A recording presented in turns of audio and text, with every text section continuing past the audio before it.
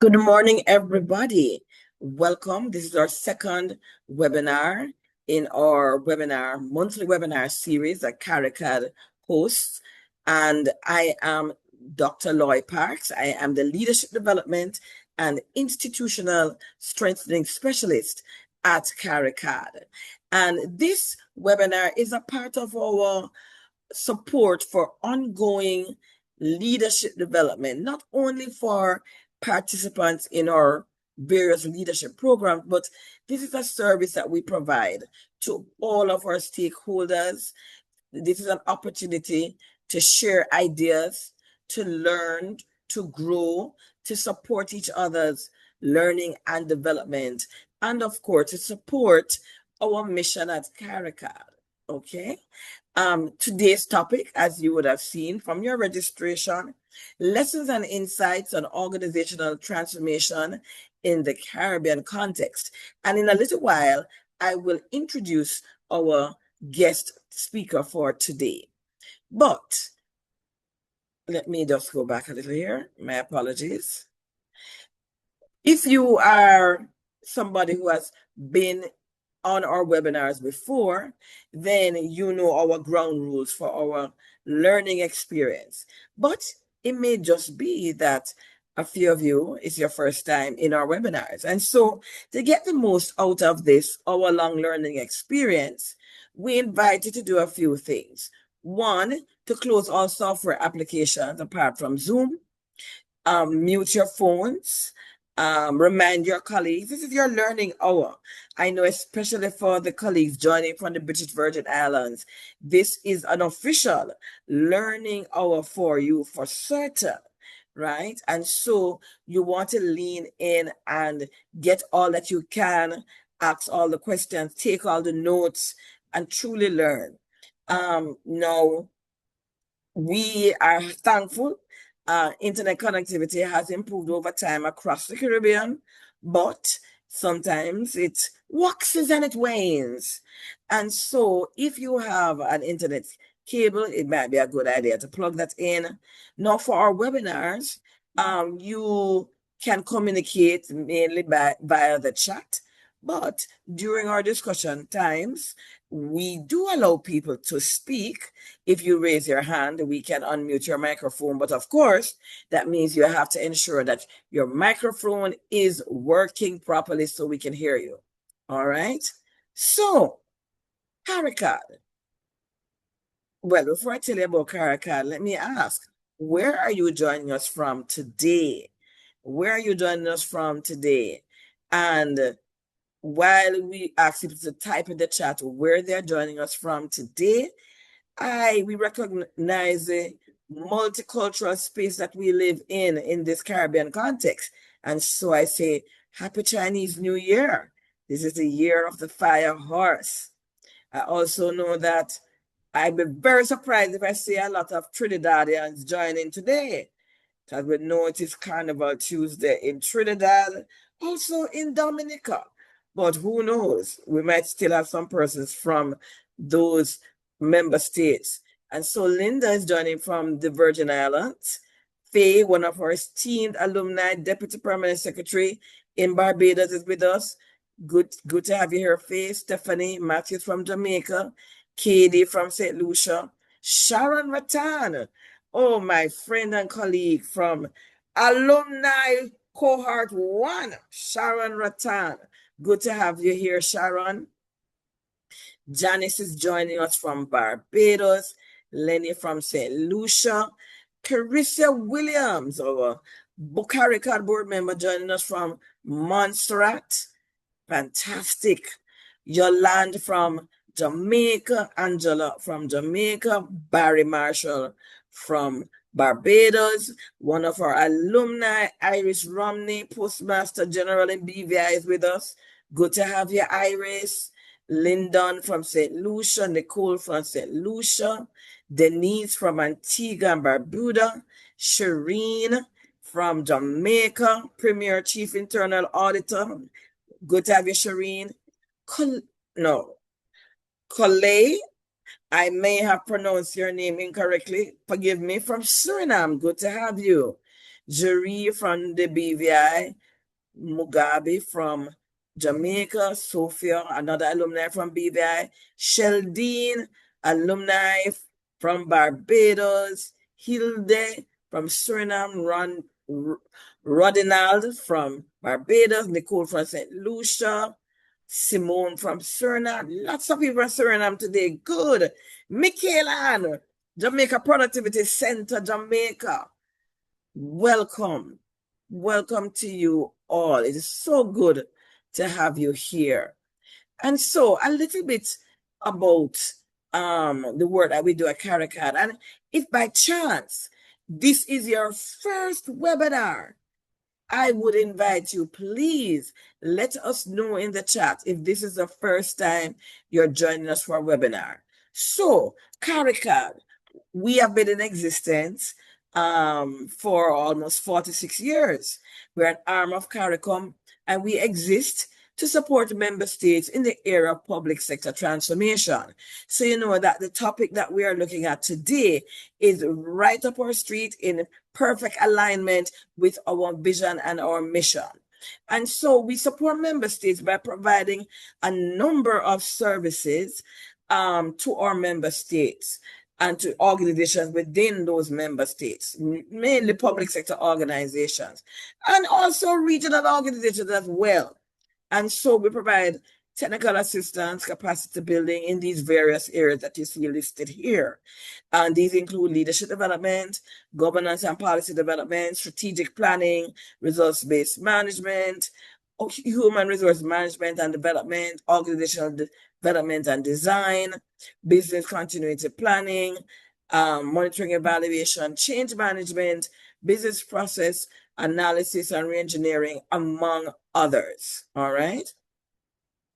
And our work is guided by our Charter for the Public Service.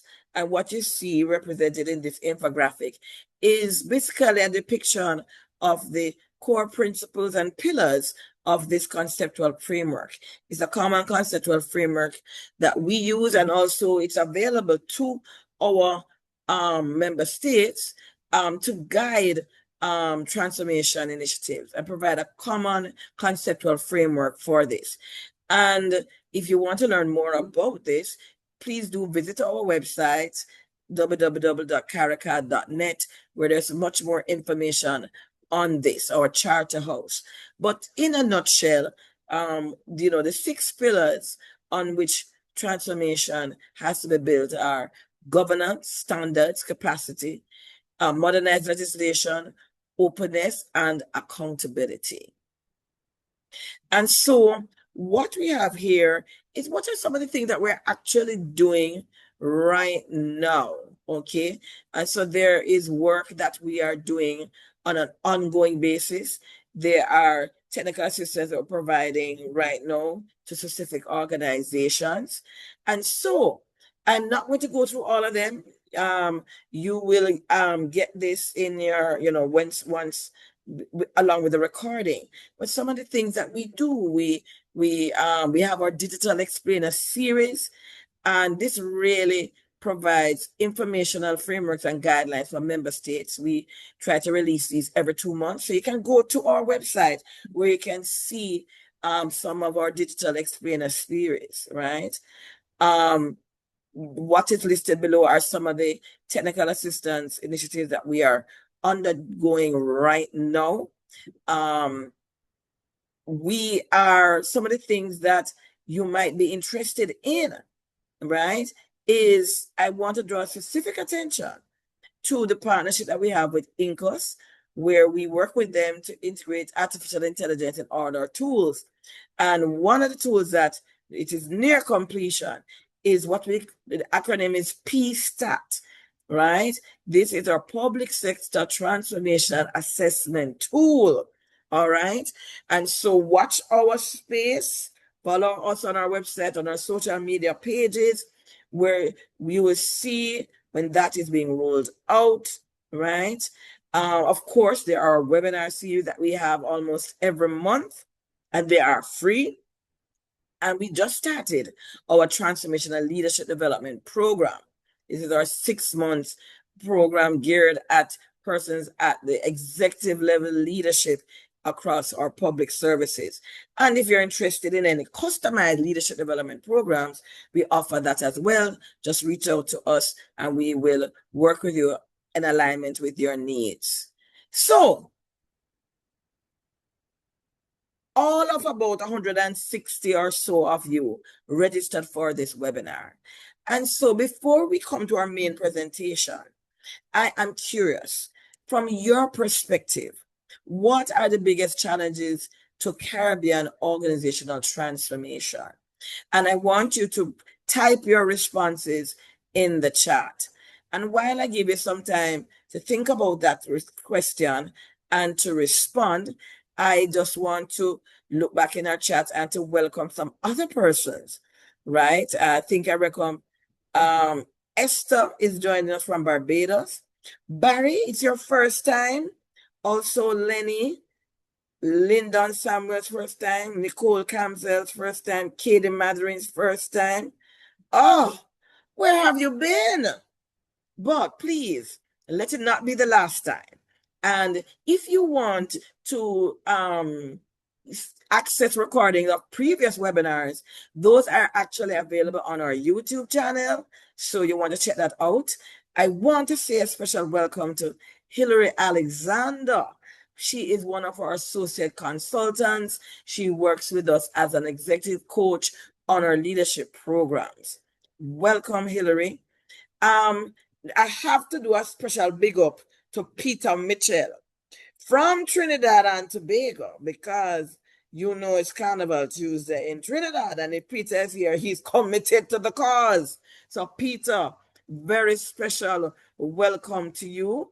I see Tyreek, I hope I'm pronouncing that name correctly, from Antigua, welcome as well. So please type in the chat, or you can just simply raise your hand. You know, that might just be easier than typing, and we can unmute you and you can share from your perspective. You know, what are the biggest challenges to Caribbean organizational transformation? What are the biggest challenges to Caribbean organizational transformation? I want to welcome, she's just joined us, Karen Louison. And Karen is currently one of our participants in our Transformational Leadership Program, acting head of the Public Sector Reform Unit in Grenada. Welcome to you, Karen. And so, some of the responses to the question. So Katie says, biggest challenges as far as she's seeing it, skills gap, leadership, and culture. Sharon says, control. Yes, because you see, even the systems that are broken in our organizations, there is often resistance to the transformation process because people are holding on to that sense of control and the compliant culture. Sajanich, hello, my dear, another alumni, welcome. She says, one of the biggest challenges is the digital infrastructure, or sometimes it's the lack thereof, eh? Sonia, welcome from St. Lucia. Stephanie said the biggest challenge is change management and organizational culture. So that culture theme is coming up again and again. Sophia says the political structure is a challenge to transformation. Esther says she believes the main problem is follow through.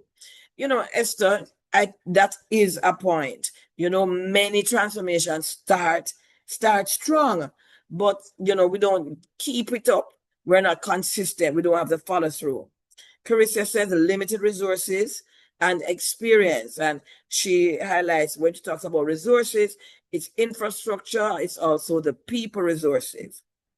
Esther said weak leadership skills.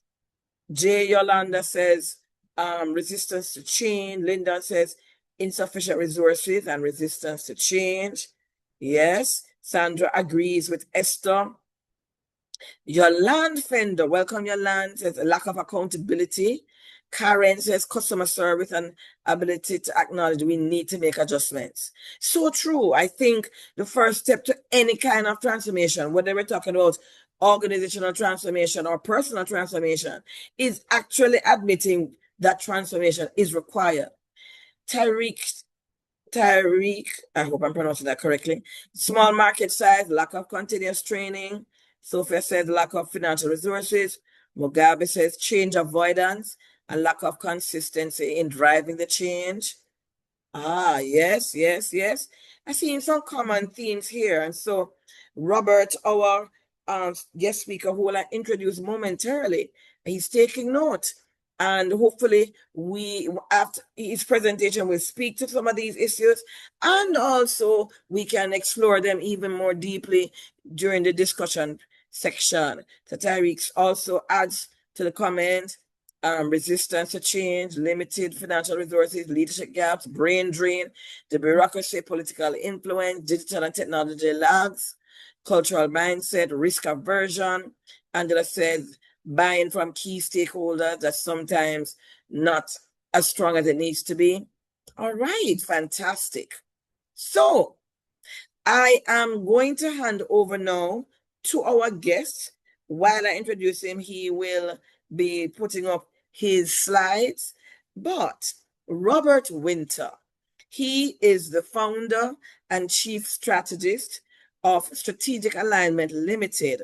This is a consulting firm founded in 2009, which specializes in organizational transformation.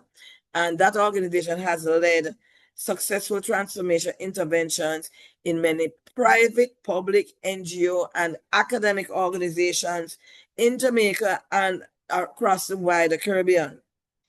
Robert has been a strategic planning and organizational development consultant since 1990, right? So over 30 years experience. And again, it's across clients in the private sector, public sector, NGO sector, academia, right across the region. And so he is really sharing out of his storehouse of knowledge and experience and expertise. What are some of the lessons he has garnered and insights about organizational transformation in our Caribbean context? And so, Robert, we thank you for taking the time out to be with us. And so he's going to present for say about 30 minutes thereabout. And then we allow him to share. And then afterwards, it will be followed by a Q&A and discussion. While he is sharing with us, you are free to put your comments and questions in the chat, and we will be returning to those questions and comments once his presentation is completed. Welcome again, Robert, and over to you. So just unmute. Okay. Good morning. Can everyone hear me? We can hear you loud and clear. All right. So welcome. I call you all transformers in whatever shape or form you might be. And I hope we have a wonderful morning this morning, and I hope we all can learn from each other. Okay, so very quickly about us, I must introduce my group, Strategic Alignment Limited. Our role is to we facilitate transformation with the main purpose of driving performance in all sectors. So we're not sector specific. And so we have a consulting arm, we have a training arm that work with leaders, individuals to drive capacity development, to give them the capacity to drive their own organizational transformation. And we also have a pro bono organization where we do the same thing with individual secondary schools. Right now is mainly in Jamaica. So this is our group, and our mission is to make society better by expertly empowering and facilitating clients to achieve amazing results while creating financial value for our team. So let us set the context. Before we get into the process, we want to make sure why we are doing this. And so there's a focus question which we hope that the presentation will answer. And that focus question is, what tools and techniques do we need to effectively and efficiently articulate one, implement, and monitor strategic transformation plans to deliver amazing organization results? And just Any comments? Is this the right question that should be answered? I don't want anyone to answer the questions now, but if anybody can just tell me, is this a good question for us to be asking at this point, based on what you expected to arrive to get out of this session? Anybody? Just one or two persons. Is this a good question? I'm seeing yes in the chat from Oh, Leandro. lots of yes. Okay, thank you. Lots of yeses. All right, Yes. so let us set the context. So our agenda, having set the context of the focus question, we need to start from the very beginning. So we're going to look at the basics of organization, because before you can transform organizations, you need to understand organizations. Second thing, we need to be clear about performance, because that's the purpose of transformation. Then we speak about transformation itself. We speak about strategy. We speak about building the strategic transformation plan, execution, and then we close out and adjourn. Okay, so this is the process which we'll work on today, and really look at some basics. And then as we go along, we'll speak about the insights and learnings. Okay, some fundamental things about organizations, right? The purpose of any organization, usually established at the beginning. I know in the beginning was the word, but the word is a purpose. But in the beginning was the purpose of an organization. And generally, organizations are created to are designed to create value or to add value. And how this value is added is by converting resources into results or converting inputs into desired outputs. So, and that is fundamental for any type of organization. But I'm going to look at the two types of organization. I'm going to call it the for-profits and for other purpose. I do not use the term not for profit. I use for other purpose, because really profit is a purpose. So for organizations that are for profit, we usually call them in the private sector, they spend money for one purpose and one purpose only, and that is to generate revenue. And they spend it in such a manner that they generate more revenue than they spend in generating the revenue. And the result of that is profits. So this is a very simple process at a very high level for the for-profit organizations. Now, for the other purposes, like schools, some schools, primary schools, and some government organizations, other NGOs, they raise adequate funds to cover their expenses in order to achieve a mandate or to achieve their higher purpose. And would anybody say that there are organizations that fall into both categories? Anybody can think of any organization that fall into both categories? Or is this just clear?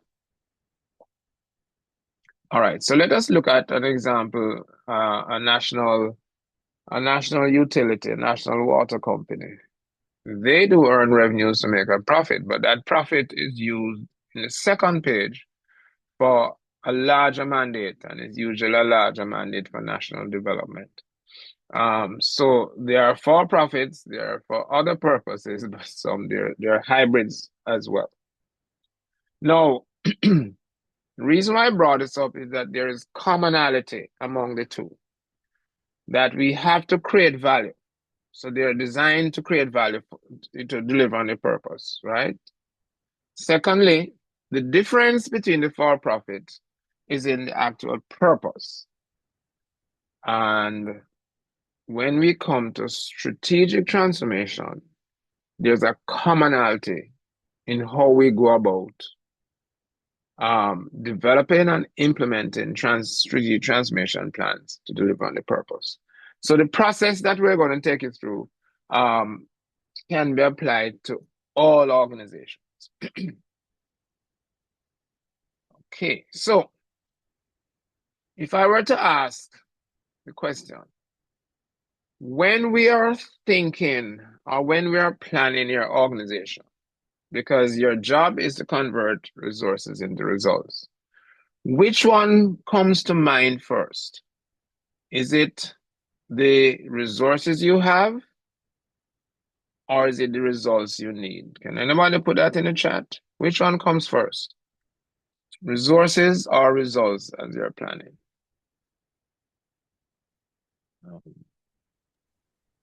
So, so Okay, I some, see. One results, resources, result. Okay, go ahead. Go ahead. yeah, lots of resources. Lots of resources. Okay. No, a typical, if you're driving from, say, let's use, if you're driving from the north to the south of your island, um, do you first look at how much gas you have in the car and then determine where you want to go? Or do you first think about where you want to go and decide how much gas you need? So the response is you start with the results. So we have to start with the results. Where is it we want to get to, our destination in terms of performance? And organizations, the board, management, and staff alone cannot deliver results. So the water company need consumers, banks need the customers, schools need parents and students. Um, So there are external stakeholders that are very critical in delivering results. Your customers, your suppliers, your regulators, etc. So they must be satisfied for the company to deliver results. You have to be efficient in everything you do, and thirdly, must be compliant. So these three sub results are required before you get the ultimate results for your organization. Then you have certain internal processes that deliver on these sub-results. And these processes need resources to be executed. So we need tangible resources and we need intangible resources.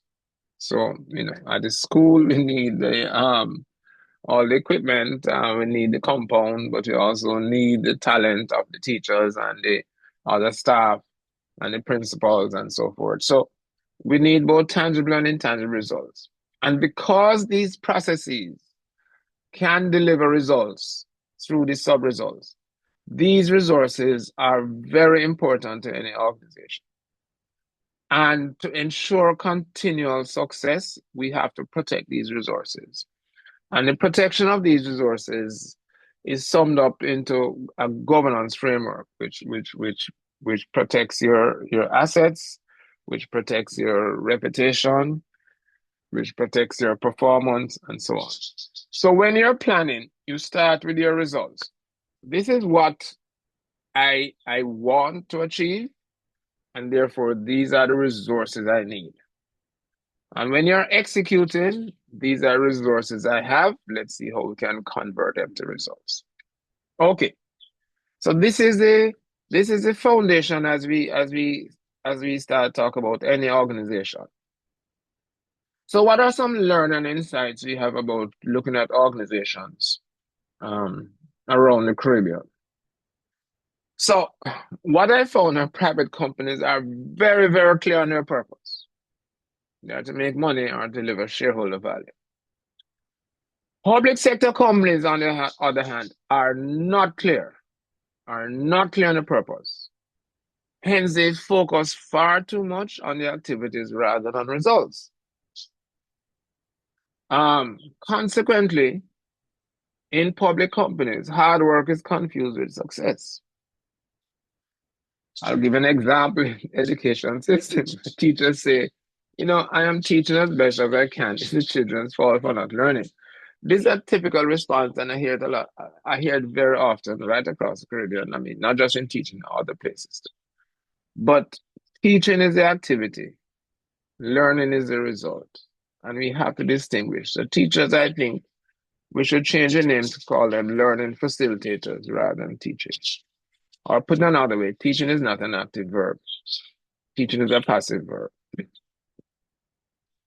Okay, so let's shift now to performance, and we must be very clear on how we are performing at any time. Are we performing better than we were last year? Are we performing up to where we should be performing? So, um, as usual, definitions, you can find thousands of definitions um, in Google or elsewhere, and I'll use the one that I like to use. Is the extent of achievement of success, or the level of value creation by the organization, or the extent of resource conversion, how well we're added value, or how well we're converting our resources to results. And performance must be measured in the context of the mission and vision. So, the question for especially our public sector organizations, from whence do we get our annual performance objectives? Where do our objectives, where do we get our objectives from? Yes, you have to set your objectives before you develop your plan, because nobody prepares a roadmap and then the last thing they put is the destination. When you have no roadmap, which is a plan, the first thing you write down is where you're going. So if you look at setting mission critical objectives, we need to break it in two parts. And the first part is the performance indicator, is how we're going to measure performance, right? And the second part is the level of performance. Now, the source of the indicator is the mission, and the source of the targets is the vision. So you don't set targets based on where you were last year. You have to set targets based on where you want to be in the future. That is very fundamental, and I think especially in the in the public sector, we see a problem. We believe that we must, once you're doing better than last year, we're fine. But no, even a private organization, really your profits is not based on how you did last year. Your profits is what your shareholders want. And shareholders put their money in a private organization to get a lot of return, right? And so you can't say, boy, this is all I can give you. That's not what they want.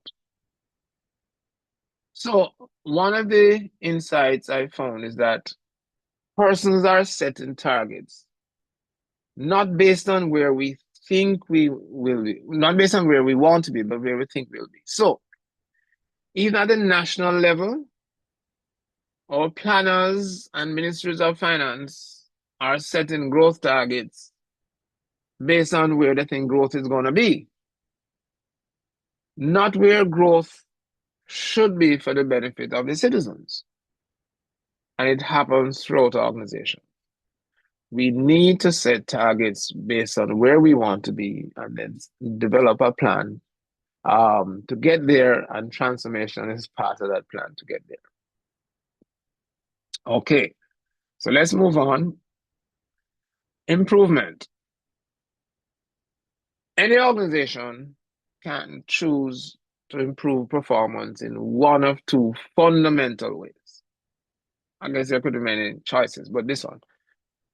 We're going to improve marginally, or we're going to have quantum leap improvement. And I guess it depends on where you are. So if you have a fourth former who is averaging 85% a year before CXC, you probably want margin improvement. But if you have a fourth former averaging 40% in this studies, you only have 1 year to get to where you want to get to, and so you might need quantum leap improvement. So usually it depends on where you are. And so you have to be honest with where you are. And think about your own organization. Think about your organization, where you are today and where you want to go. And this is where, and now this is a choice you need to make, and it's a choice that you can. And some persons will look at number two and say it's going to be difficult, so they decide to choose number one. Again, difficulty does not come in until later. Right now, it's setting your targets and what sort of improvement you want. So let's look at an organization that's um, let's say averaging around 30% of where it should be. Or let's say we ask an organization, what's your score on a scale of 1 to 10? And let's say we're at 4.5. This 4.5 is driven by three major things: your existing operations, your current structures and systems, and your current culture. These three things align to deliver 4.5. Do you think that this organization that is delivering 4.5 consistently can easily deliver 8? Anybody in the chat, do you think can just deliver 8? Um, no. Okay, no. So if you want to deliver 8, and again, you said the 8 first, you need to change your operations, right? You need to change your structure and system. And you need to change your culture. No, not say it's easy, but you practically need a totally different organization that is delivering 4.5 to deliver 8. Now, the strategic shift happens up at the operation, and the transformation shift happens at the lower two. So transformation happens with structure, systems, and culture. The performance moving from 4 to 5 is not the transformation. It is the result of the transformation. This is where we get a lot of confusion sometimes. So just when you speak about education transformation or public sector transformation, what we want is really improved performance. But transformation is the means to the end. The end is always performance. So marginal improvement requires working harder or smarter, while quantum leap improvements requires transformation. Transformation.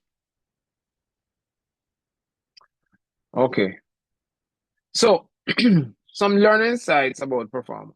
Again, because private companies are clear on their purpose, they tend to be very clear on performance and are laser focused on what needs to be measured and tracked.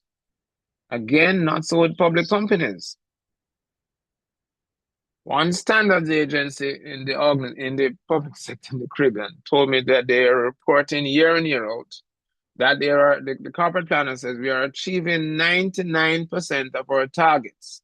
And that's what they're reporting every month. I actually sat down with the head of the agency, with a couple of managers. I said, come square with me. On a scale of 1 to 10, how well do you think the organization performed? And they admit it was 4 to 10. However, the system they're using to perform will score 99%.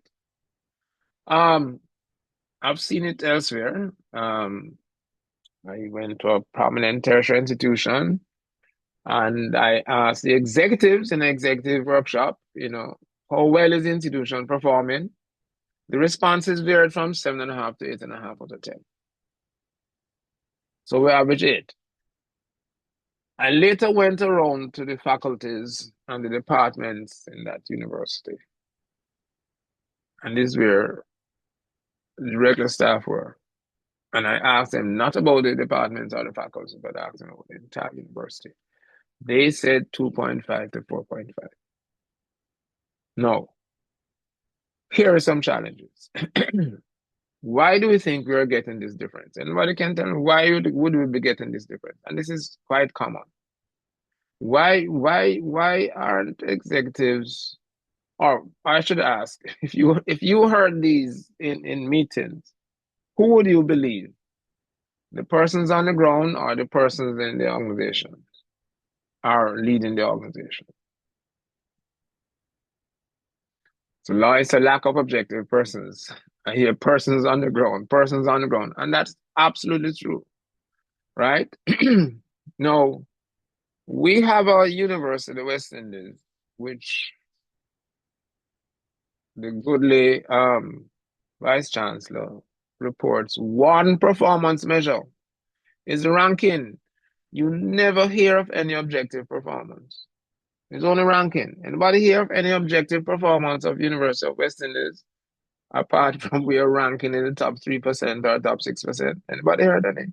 Any real performance measure? No, we don't.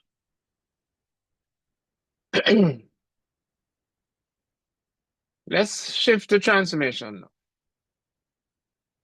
And I'm an engineer by nature, and so the first law of motion came to me. It's also called the law of inertia, Newton's law of inertia, and it says a body will remain in a state of rest or uniform motion and uniform direction unless acted upon by a net external force.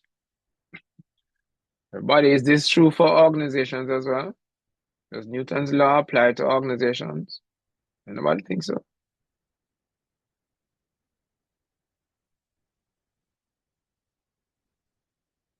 Yeah, it does. Right? And so again, when you're trying to define transformation, there are many, many ways to define it. What I use, um, and I need to quote this with the person before I send out the slides. Changing the essence of an organization to have the right direction, willingness, and ability to deliver on its purpose in a sustainable manner.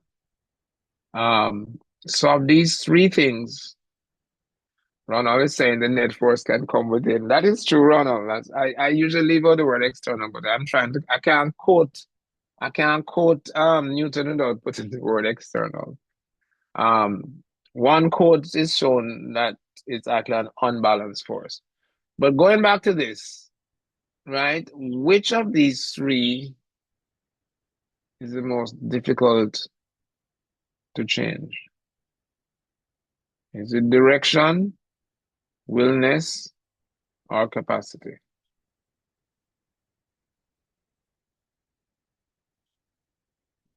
I see willness, almost unanimous. Okay, definitely. All right, so simple things. Changing means, in an organization, you have to let go of the old, some of the old, stop or doing less of certain things.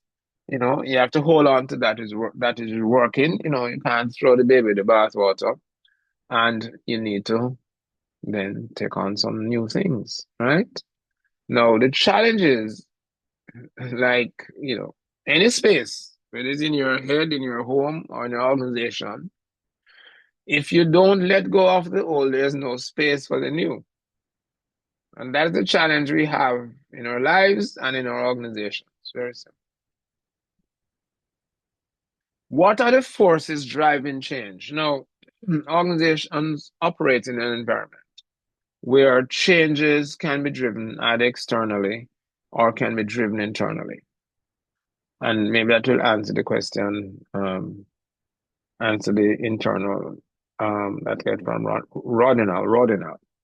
So the external environment within which we operate is changing.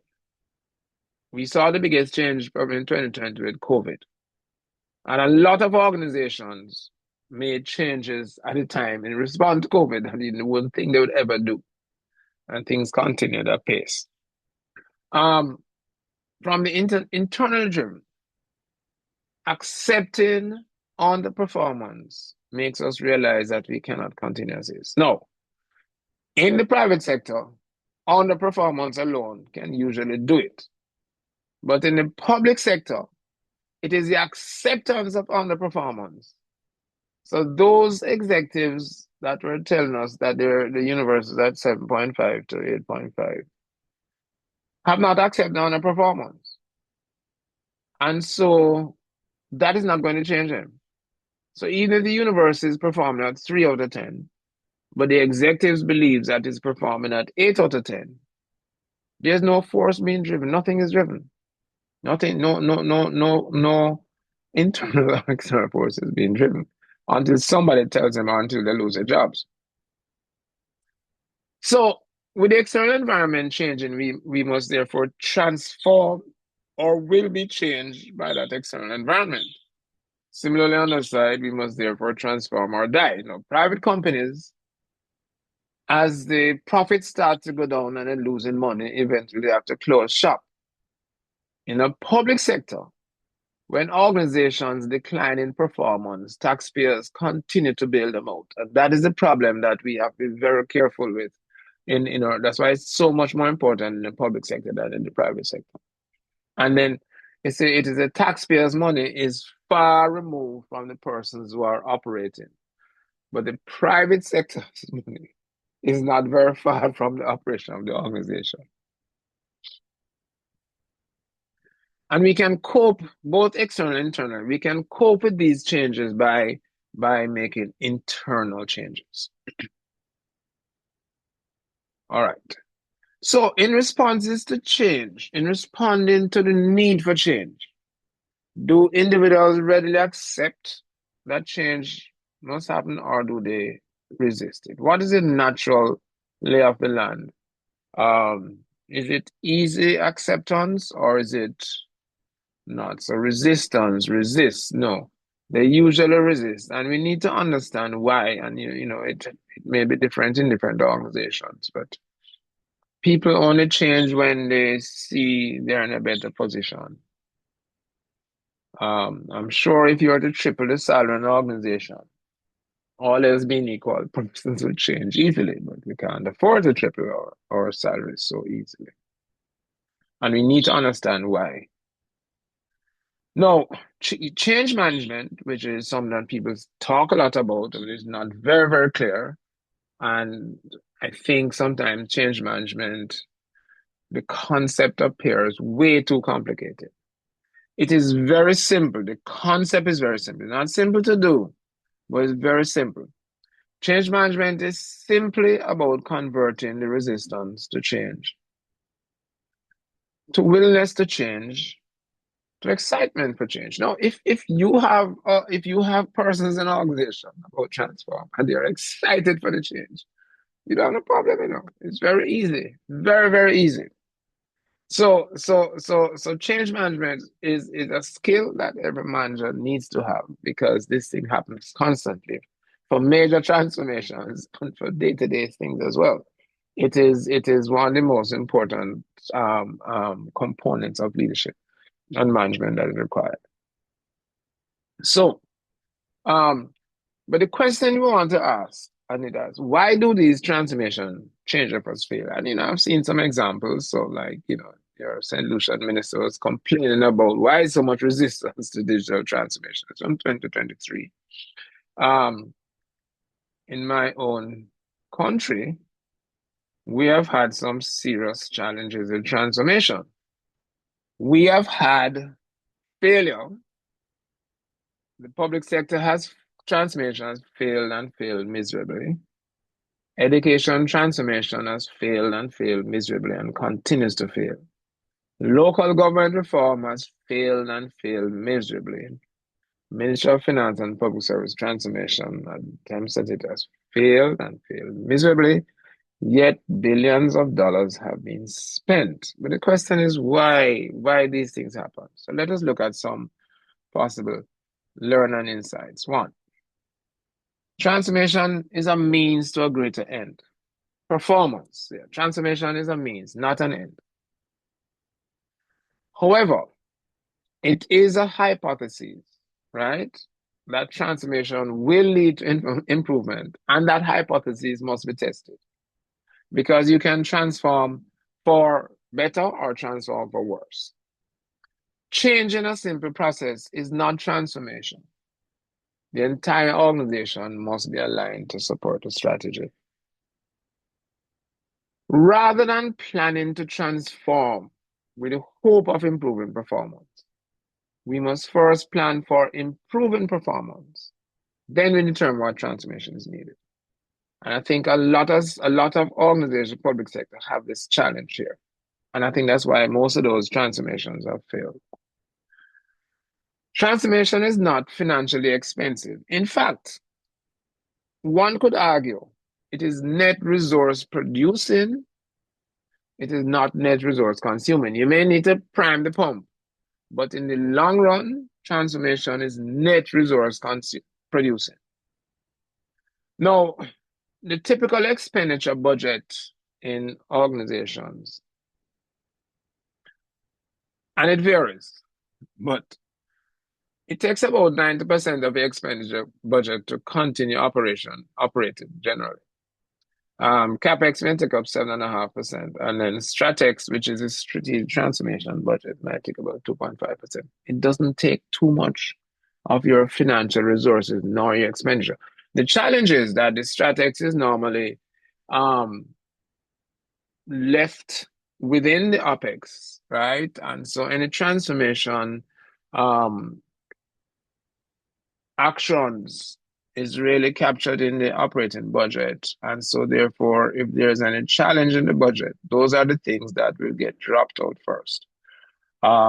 If you take it out of the operating budget and leave it alone, sequester it, leave it alone, and protect it, then it will help in your transformation. But transformation does not take too much money.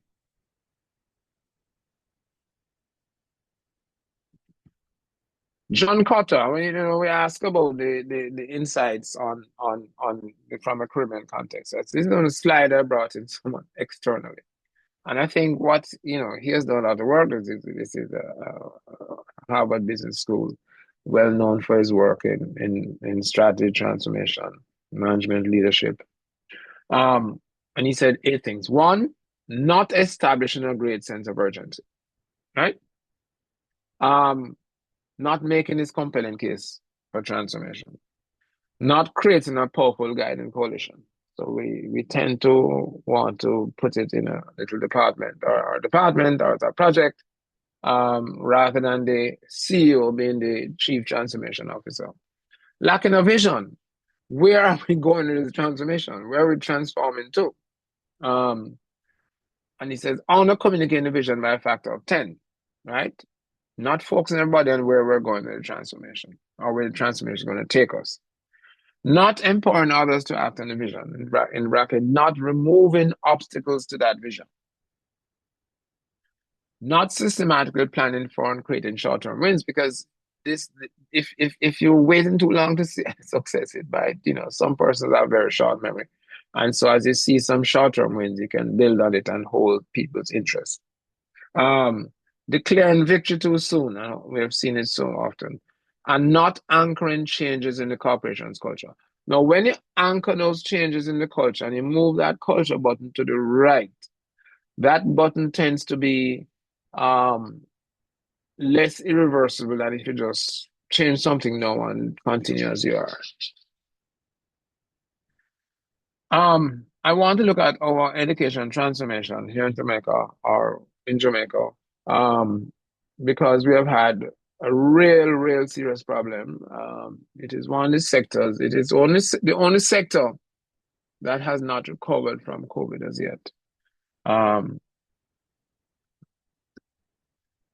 Education transformation, like health transformation and other transformations, are less about the subject matter and more about the transformation.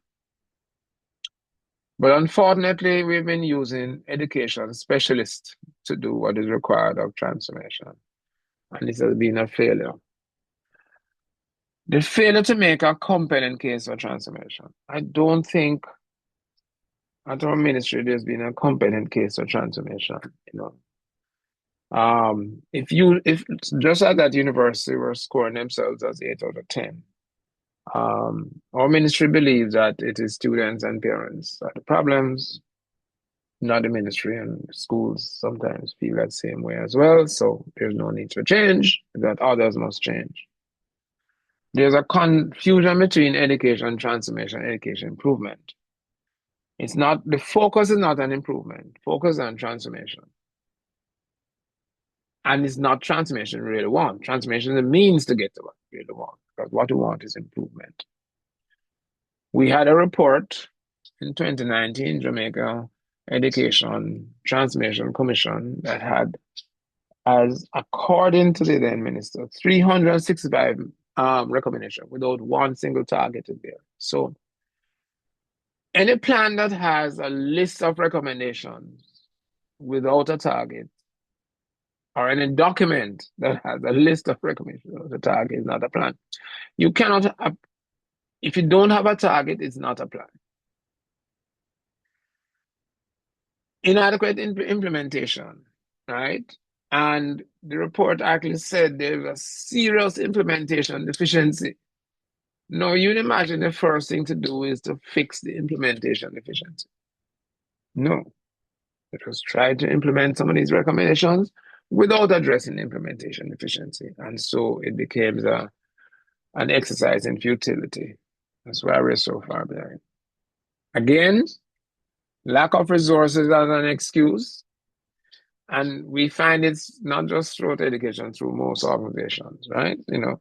Romans 12:2 tells us, do not conform to this world, but be transformed by the renewal of your minds. And Paul didn't say we need additional resources to transform. We simply need renewing of the mind, right? And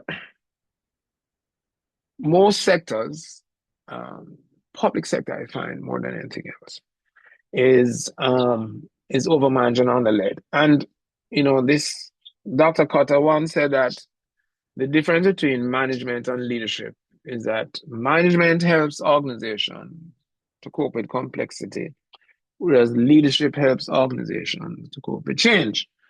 And he believes both are required, and there should be about 50-50.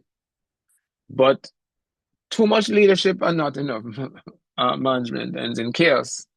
And too much management and not enough leadership ends in nothing changing, because how management cope with complexity is by putting in processes to maintain the status quo. Processes, procedures, rules, all of that they're put in to maintain the status quo. Where how leadership deals with change is to disrupt the status quo. So they're at each other, but they need to work together. But you want a proper balance. But most organizations, especially the public sector itself is overmanaged and underled. And that's why you're not getting changes. All right. Now, what does this say to us? What does this?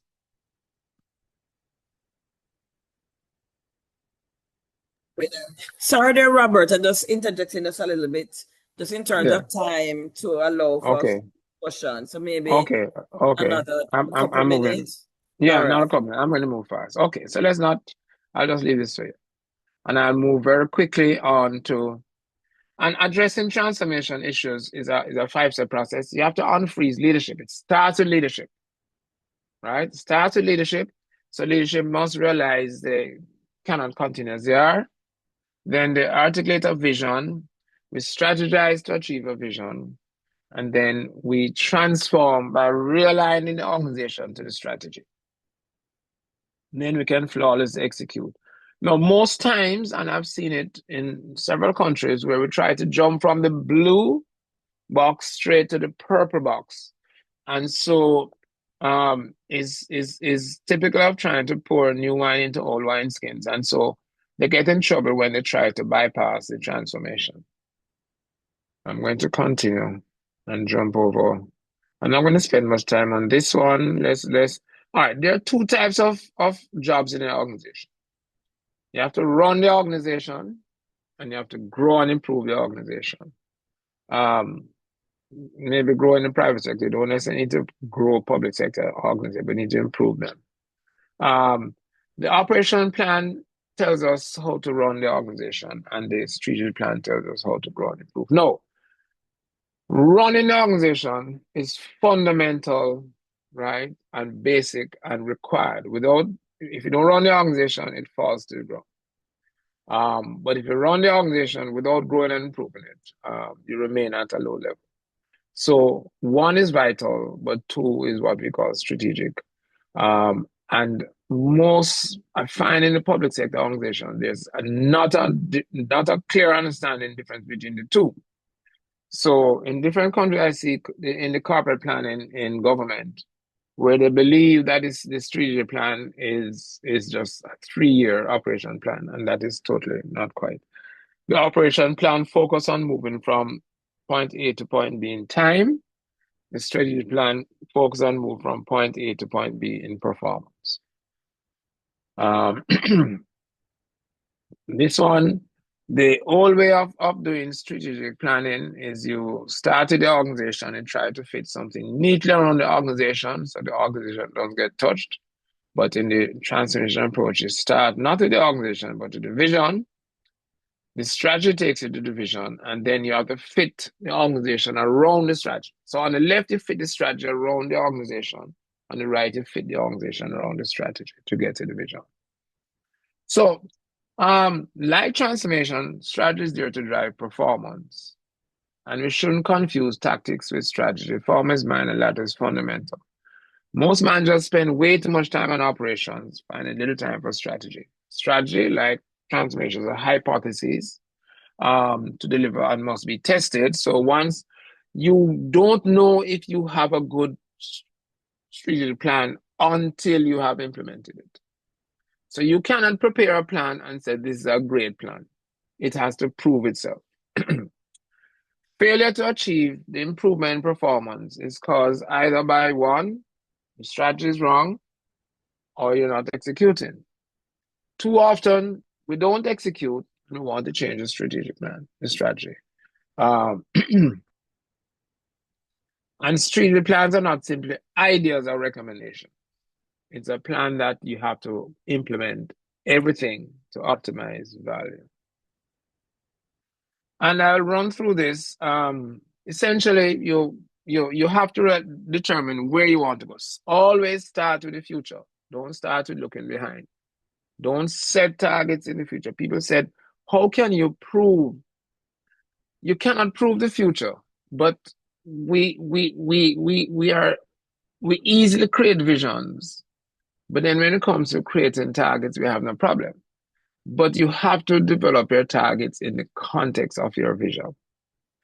Then where you are and show your gap. Now, the performance gap determines whether it's a holding strategy, like this fourth form student was 85, 90, and a large performance gap is a transformation strategy. So to close the performance gap, you need to understand the gap, and that's where the SWOT comes in, because the SWOT tells you what can help you to close the gaps and what can hurt you in closing the gaps or prevent you from closing the gaps. Then you need an improvement strategy to address the SWOT. Now, there's not usually resistance to an improvement strategy, right? But as we showed before, an organization operating at 4 cannot operate at 8 and cannot even implement an improvement strategy to get to 8. And you need to have an organizational alignment strategy that allows you to actually implement the improvement strategy. No, it may not have a resistance to the improvement strategy, but there's a resistance to the organizational alignment. And so that's where you need a change management now to address the resistance to change, which will allow you to implement the improvement strategy, which will allow you to address the SWOT and close the gaps and get to your vision. So in essence, you need 3 components of our strategic planning, strategic transformation plan: the improvement component, the alignment component, or the change component, and the change management plan. So just some insights. The strategic plan does not compete with the operational plan. Instead, it enhances it. Strategic planning is no different from problem solving. You determine where you want to go, find it, do a root cause analysis. What are the solutions to address the root cause? Act on the solutions and implement it, measure and monitor. Now, most SWOT exercises are very superficial.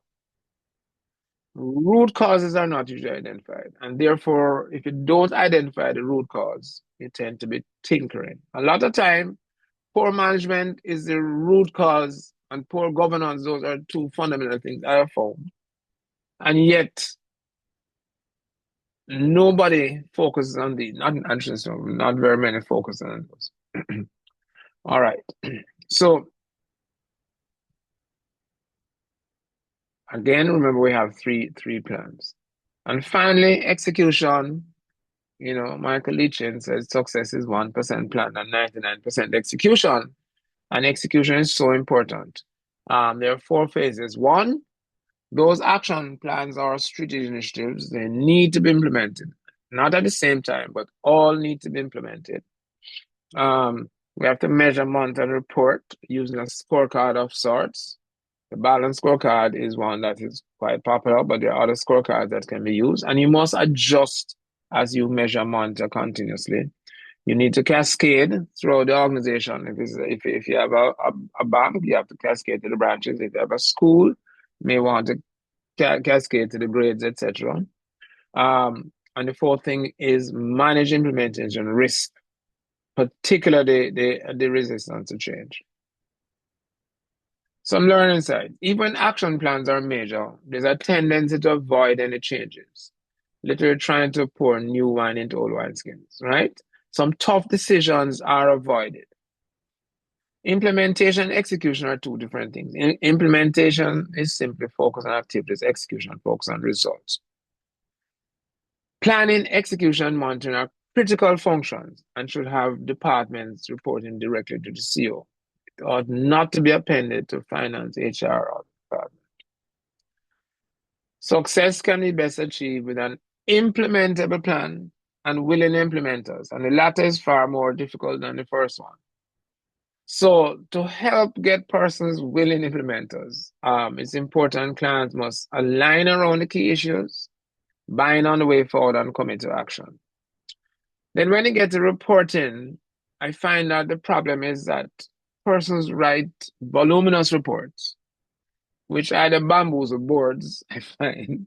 Sometimes boards interfere in the companies, when they get too much information or not enough information. Now, when you're writing 30, 40-page reports, as a board member, don't read them.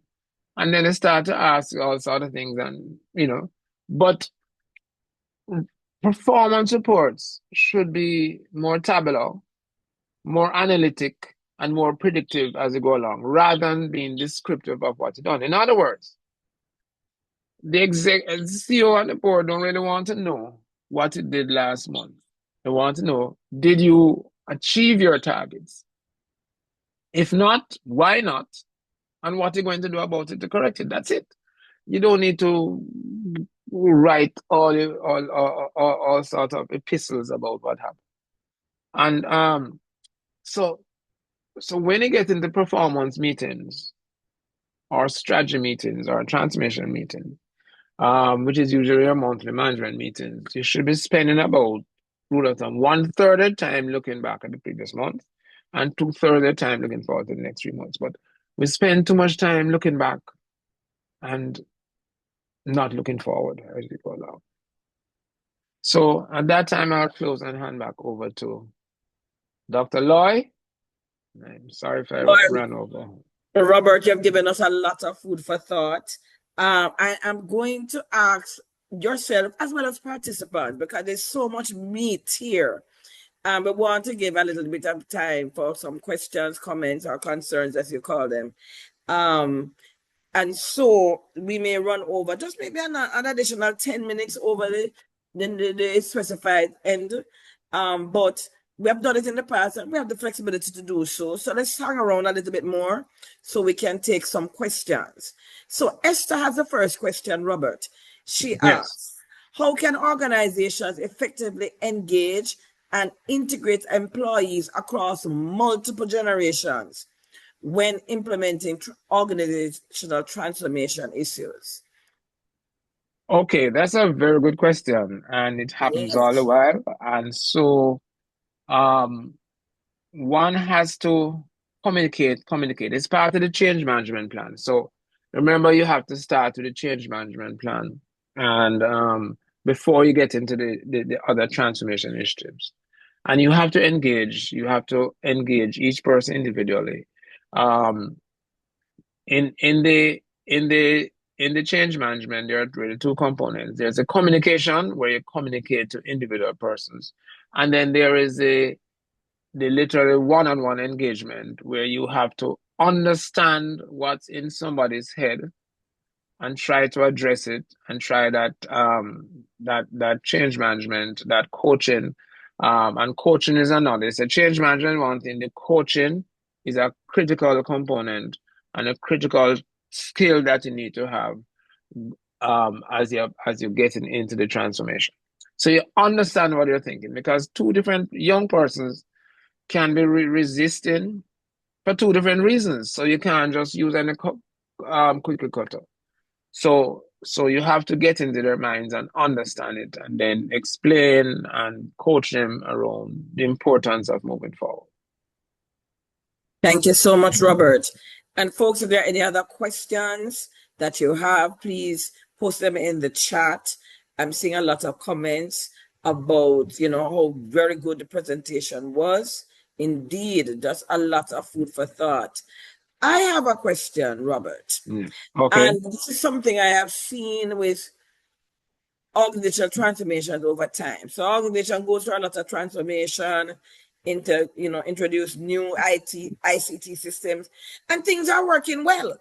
And then 5 years later, suddenly they start having problems. And it's like we're going back to ground zero. And Okay. I've seen this happen a little too often these days in many public sector organizations. We seem to be regressing. So, there's a particular service, you used to be able to get it same day. Now they're telling you it's 3 months. And it reminds me, it's like a car. You buy a new car, it's wonderful. You have to maintain it. But at some point, the car is going to get old and need to change. So, I mean, tell us about that. Talk to me about Yeah, how to man. avoid this kind of regression.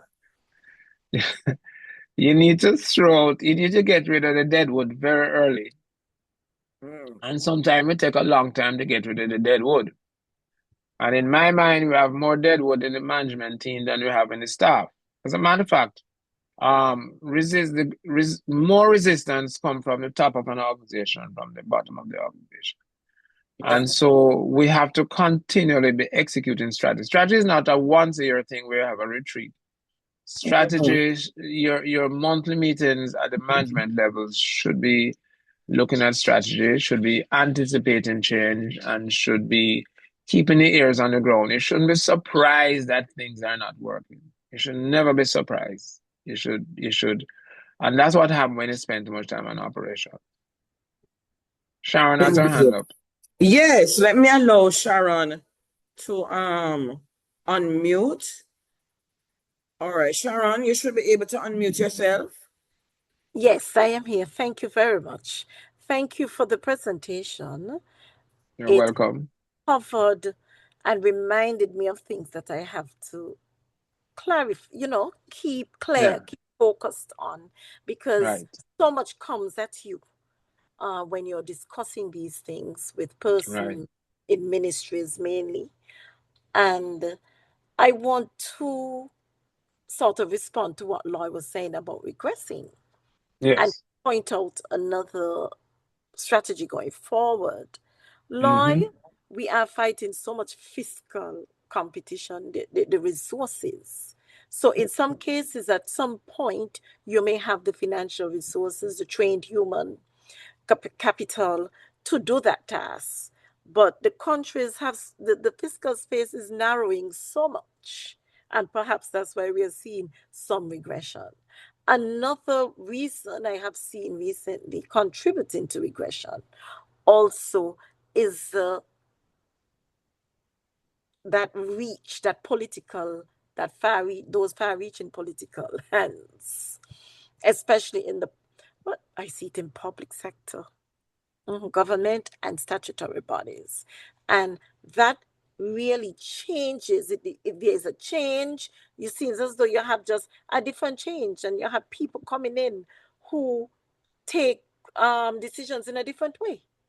And we just do not seem to be able to get over over these challenges, especially in the smaller islands. I know they exist throughout, but especially in the smaller islands. I also wanted to remind Loy, especially Robert, when you spoke of resistance at the top level more than the bottom level. I'm seeing more of that. And Loy, maybe we need some more action learning to get Yes. and try to really I'm trying to make that sell right now in St. Kitts, but you know, some persons, they're not there yet. And you know, we try to lobby, advocate for certain things, but they're just not there yet. But I think action learning is really a good way to go to try to address this, where we bring the bottom up approach more at the Yeah. fore. Thank you. Okay. Okay. Thank Let you me just so much, address. Let Sharon. me just. I want to address two things here. One is inadequate resources, and two is the political interference. No, the only reason why we do strategic planning is because we don't have enough resources. Any organization such as we have one Jamaica called the National Housing Trust, right? You just spend, spend, spend, spend, spend, spend when you have adequate resources.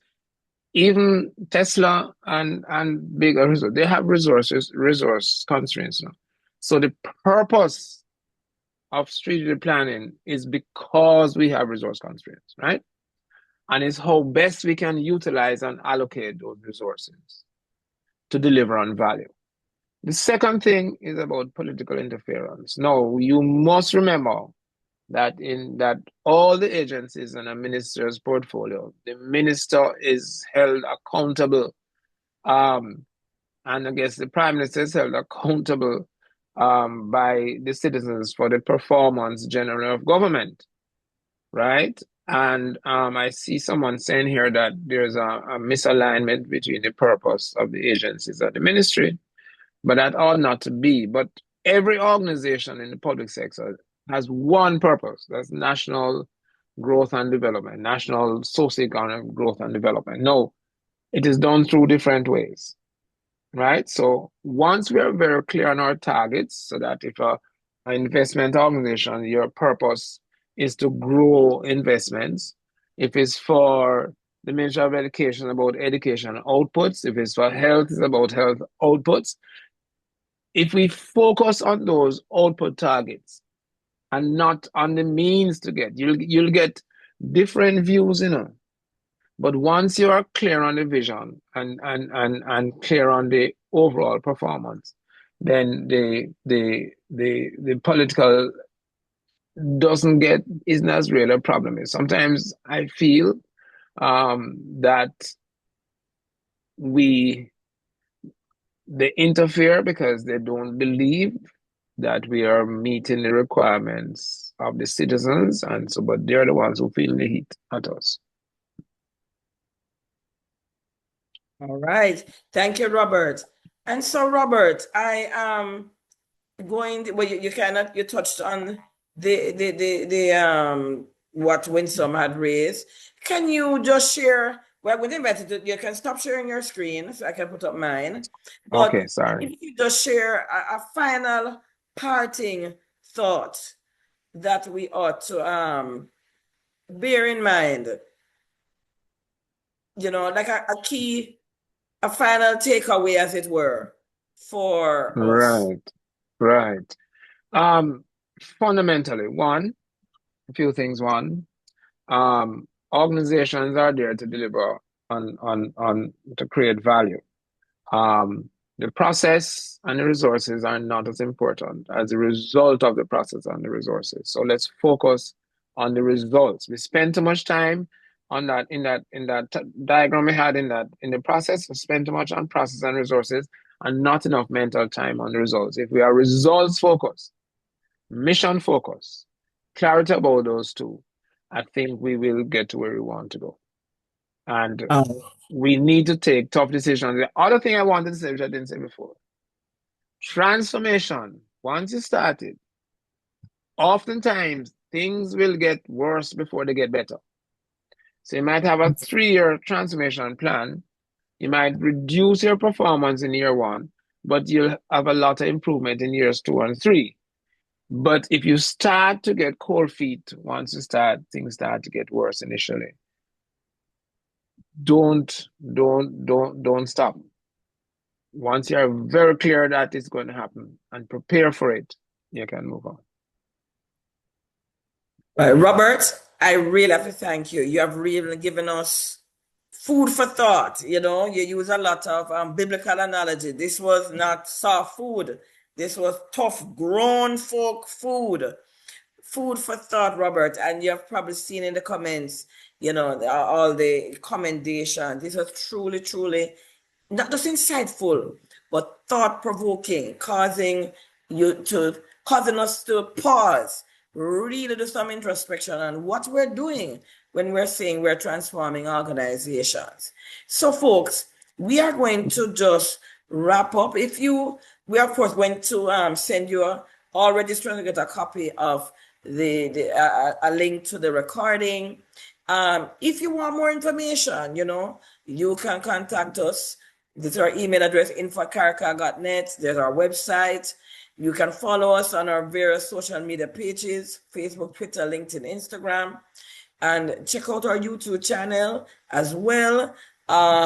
This recording will be stored there as well as previous webinar recordings. And so I'm going to invite you all to don't just run, but we're going to put a link in the chat to the webinar poll. It is there. It's very, very brief, but we believe that feedback is a gift. And so we want to hear from you how you found the webinar, and especially what might be some follow-on topics that you'd love us to cover in webinars going forward. All right. So just click on the link, and you know another toolbar will pop up. Just a few questions. Mostly you just have to click the appropriate response. But if you can, just do let us know, especially what other webinar topics you might be interested in. And so with that, again, I say thanks, Robert, for your insightful presentation. We're hoping this will not, it's your first, but we hope it won't be your last. All right. And to everyone, Thank you. I'm available. I just want to just thank you all for being here, for those who turned up, and for those who are no registered, but you know, will listen to it later. Thanks to all of you. Look out for our advertisement for our webinar that's coming up next month. Thank you all.